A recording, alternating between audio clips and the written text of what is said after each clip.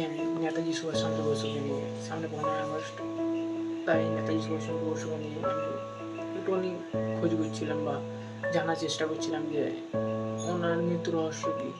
উনি এমন কিছু জিনিসের খোঁজ পেয়েছেন বা এমন কিছু জিনিসের জানতে পারছি ইউটিউব বা এদিক ওদিক থেকে, ইনস্টাগ্রাম আরও সোশ্যাল মিডিয়া হ্যান্ডেল থেকে, সেগুলো জানলে তোমাদের গায়ে কাঁটা দিয়ে উঠবে। একটা মৃত্যুর রহস্যটা এটা কি সত্যি রহস্য ছিল? খুবই দেওয়ার জন্য জিনিস একটা জায়গায় লেখা বলা হয়েছে যে নেতাজি সুভাষচন্দ্র বসু যখন জার্মানি যাচ্ছিল বা জার্মানিতে ছিলেন, উনি যখন ফিরে আসছিলেন তখন এখানে কিছু লোক, কারা নাম বলবো না, তারা সাইন করে একটা কাগজে ব্রিটিশদের যে নেতাজি সুভাষচন্দ্র বসু যখন ভারতবর্ষের মাটিতে পা দিবেন তখন তাদেরকে, নেতাজি সুভাষচন্দ্র বসুকে আমাদের হাতে তুলে দেবে, মানে ব্রিটিশদের হাতে, যাতে তারা, ব্রিটিশরা তাদের পরবর্তী প্রজন্মকে বলতে পারে যে ভারতবর্ষে তাদের থেকে বুদ্ধিমান মানুষ কেউ ছিল না, তাদেরকে চকমা দিকেও পালাতে পারেনি, আর যে পালাতে পারছিল সে আজকে এখানে পড়ে আছে মিউজিয়ামে। নেতাজি সুভাষচন্দ্র বসু এই জিনিসটা জানতে পেরেছিল।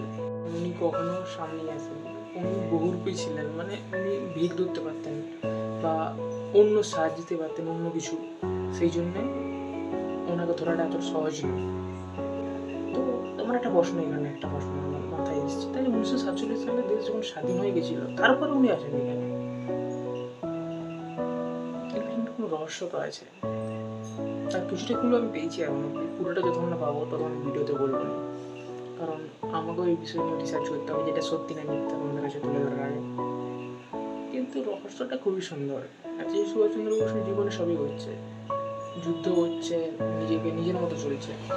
ঠিক নেতাজি সুভাষচন্দ্র বসু ভাবতো যে আমি এর মতো হবো, আমি তার মতো হবো, তাহলে হয়তো হতে পারতেন না। নেতাজি সুভাষচন্দ্র বসু ভেবেছিলেন আমি নিজের মতো হবো, তাই হয়তো আজকে এই জায়গায় পৌঁছতে পারছি না। চরিত্রটা খুবই বড় আছে, বোঝা কঠিন আছে,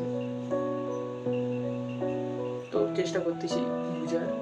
সামর্থ্য তো নেই এই অধমের মধ্যে, তবু চেষ্টা করলে যদি হয়ে যায়।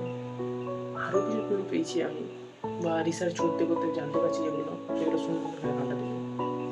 দেখা যাক, তার কিছুটা মাধ্যম তুলে ধরলাম তোমাদের সাথে, বাকিটা এখনো পুরা ইতিহাস বাকি আছে।